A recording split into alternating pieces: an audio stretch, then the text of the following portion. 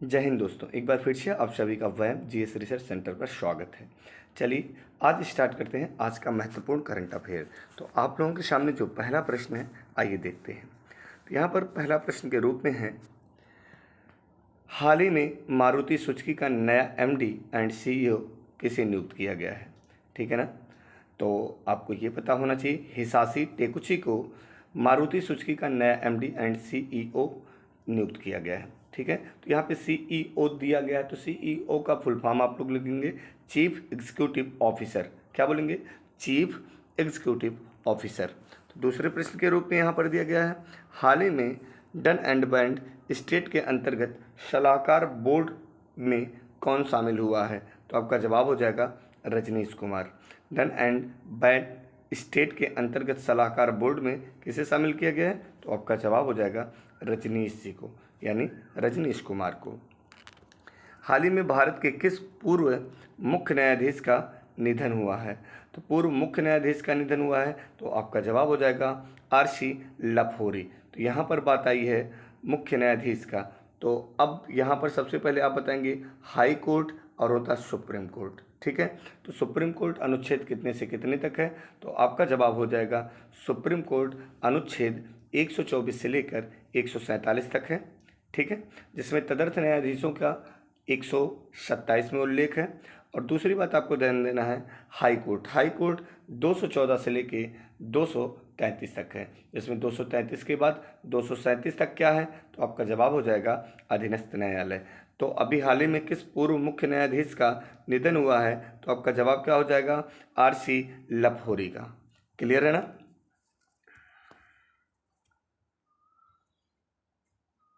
हाल ही में Indian psychiatric society का राष्ट्रीय सम्मेलन कहाँ पर हुआ है? तो आपका जवाब हो जाएगा विशाखापत्तनम, अर्थात आंध्र प्रदेश में हुआ है। हाल ही में इंडियन साइकियाट्रिक सोसाइटी का सम्मेलन कहाँ पर हुआ है? विशाखापत्तनम। तो भारत का सबसे बड़ा या विश्व का सबसे बड़ा बंदरगाह कौन सा बंदरगाह? गहरा बंदरगाह कौन सा है? तो आपका जवाब क्या हो जाएगा? विशाखापत्तनम। और पूरे विश्व का सबसे बड़ा बंदरगाह कौन सा है? न्यूयॉर्क। भारत का सबसे बड़ा बंदरगाह कौन सा है? मुंबई बंदरगाह पे अत्यधिक भीड़ होने के कारण किस बंदरगाह का निर्माण किया गया? तो आपका जवाब हो जाएगा न्हावा शेवा। तो बात आई है मुंबई की और विशाखापत्तनम की। तो विशाखापत्तनम कहाँ पर स्थित है? आंध्र प्रदेश में। और मुंबई महाराष्ट्र में। तो मुंबई किस द्वीप पर स्थित है? तो आपका जवाब हो जाएगा मुंबई सालसेट द्वीप पर स्थित है। Clear point. और भारत में कुल बड़े बंदरगाहों की जो संख्या है उसकी संख्या 13 है। ठीक है। एक कांडला, जिसका नाम बदलकर पंडित दीनदयाल बंदरगाह रख दिया गया। फिर हम आएंगे, कांडला कहाँ पर स्थित है? गुजरात में। यह एक व्यापार मुक्त बंदरगाह है तथा ज्वारीय बंदरगाह है। ठीक। नीचे आएंगे तो गुजरात के बाद आपको क्या मिल जाएगा? आप देखेंगे कि आपको महाराष्ट्र में मिलेगा मुंबई और न्हावा शेवा। फिर उसके नीचे आएंगे तो गोवा में मारमा गोवा। फिर कर्नाटक में आपको मिल जाएगा न्यू मंगलोर। और केरल में क्या मिल जाएगा? कोच्चि, जो भारत का सबसे बड़ा शिपयार्ड बंदरगाह है। उसके बाद हमें तमिलनाडु में तीन बंदरगाह मिलेंगे। ठीक है। एक तो देखेंगे, सबसे पहले तमिलनाडु को शॉर्ट फॉर्म में लिखेंगे तूतीकोरिन एन्नौर और बीच में चेन्नई।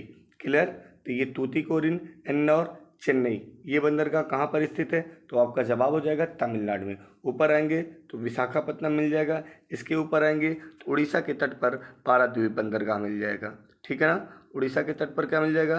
पाराद्वीप बंदरगाह। उसके ऊपर आएंगे तो कलकत्ता बंदरगाह मिल जाएगा, कोलकाता बंदरगाह। Clear point. उम्मीद करते हैं आपको समझ में आ गया होगा। और एक मिलेगा, ठीक है, बंगाल की खाड़ी में पोर्ट ब्लेयर बंदरगाह। क्लियर। तो हाल ही में भारत सरकार ने 2025 तक कितने नए हवाई अड्डे बनाने का लक्ष्य रखा? मोस्ट इंपॉर्टेंट प्रश्न है, ये याद रखेंगे आप लोग। हाल ही में भारत सरकार ने 2025 तक, कब तक? तो 2025 तक कितने नए हवाई अड्डे बनाने का लक्ष्य रखा है? तो 2020 तक, सॉरी 220। तो 220 नए हवाई अड्डे 2025 तक बनाने का लक्ष्य रखा है। Clear point. आइए, हाल ही में 187वां असम राइफल्स का स्थापना दिवस कब मनाया गया है? तो आपका जवाब हो जाएगा 24 मार्च को। एक बार पुनः महत्वपूर्ण दिवस को हम रिवाइज कर लेंगे। ठीक है। तो सबसे पहले हम बात करेंगे 3 मार्च को। तो 3 मार्च को क्या है? विश्व वन्य जीव दिवस। आप लोग साथ में रिवीजन करते चलेंगे। 3 मार्च को क्या है? विश्व वन्य जीव दिवस। 4 मार्च को क्या है? तो 4 मार्ग की बात आई, तो मार्ग की होगी तो हमें सुरक्षा प्रदान करना पड़ेगा।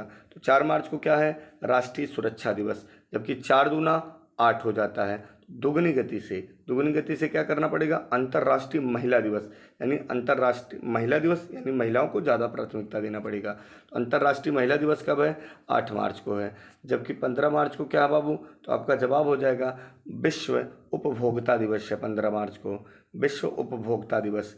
अगर हम बात कर लेते हैं 20 मार्च को क्या है, तो आपका जवाब हो जाएगा विश्व गौरैया दिवस, वर्ल्ड स्पैरो डे।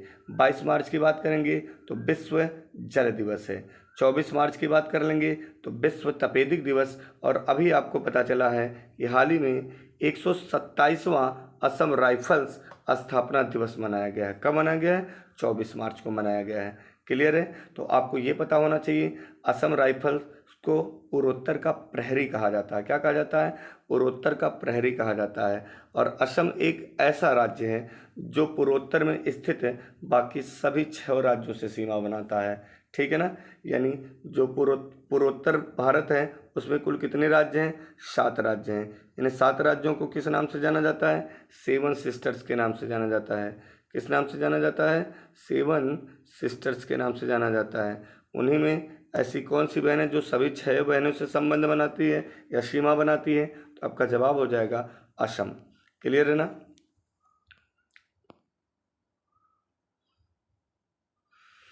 हाल ही में रक्षा मंत्रालय में सलाहकार के रूप में किसे नियुक्त किया गया है, तो याद रखिएगा रक्षा मंत्रालय में सलाहकार के रूप में विनोद जी खंडारे को नियुक्त किया गया है। ठीक है ना, विनोद जी खंडारे को याद रखेंगे सभी लोग।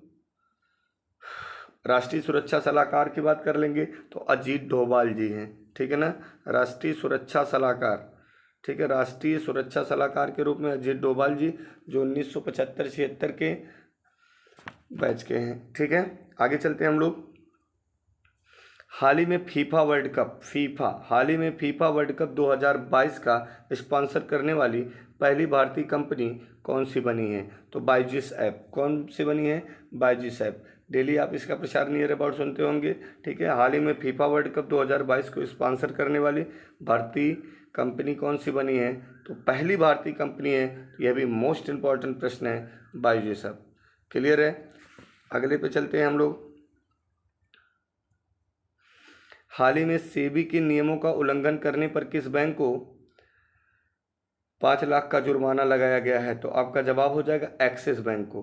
किसके नियमों का उल्लंघन करने के कारण, सेबी के नियमों का उल्लंघन करने के कारण किस बैंक को 5 लाख का जुर्माना लगाया गया है, तो आपका जवाब क्या आ जाएगा, एक्सिस बैंक को। किस बैंक को, एक्सिस बैंक को। ठीक है, अगले प्रश्न पे चलते हैं। हाल ही में टीसीएस ने औद्योगिक निक 80 में एमटेक लॉन्च करने के लिए किस आईआईटी के साथ भागीदारी की है। प्रश्न पूर्ण रूप से समझ में आया। हाल ही में टीसीएस ने औद्योगिक निक 80 में एमटेक लॉन्च करने के लिए किस आईआईटी के साथ भागीदारी की है, तो आईआईटी। ठीक है ना, क्लियर है।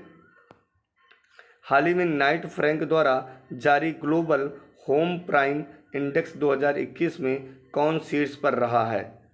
किसकी बात कर रहा है, हाल ही में नाइट फ्रैंक द्वारा, किसके द्वारा, नाइट फ्रैंक द्वारा जारी global home price index, global home price index 2021 में कौन शीर्ष पर रहा है, तो आपका जवाब हो जाएगा तुर्की। कौन सा, तुर्की। तुर्की और रूस 2 ऐसे देश हैं जो यूरोप और एशिया दोनों ही कॉन्टिनेंटल में स्थित हैं।